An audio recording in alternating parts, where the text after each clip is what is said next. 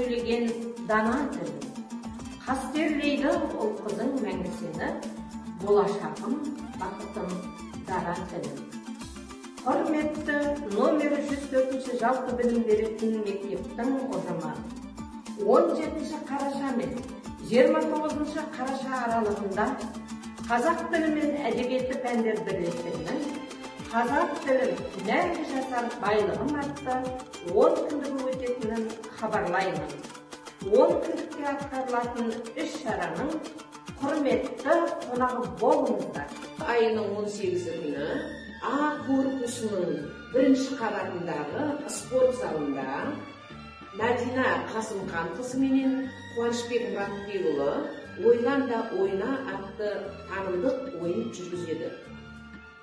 Ауа райын зерттеу және бақылау орталығының хабарлауынша, ол күні қатысушылардың көңіл-күйіне орай бұл аймақта күн күркіреп, жауын жауады, жарқырап күн шығады. Қысқасы, ауа райы құбылмалы болмақ.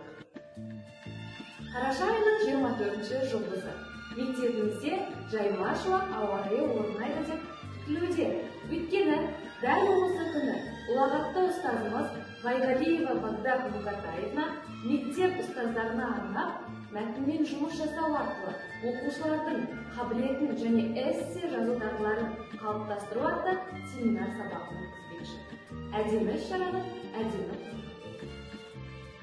17-29 қараша аралығында еліміздің бірқатар облысында күн құбылмалы.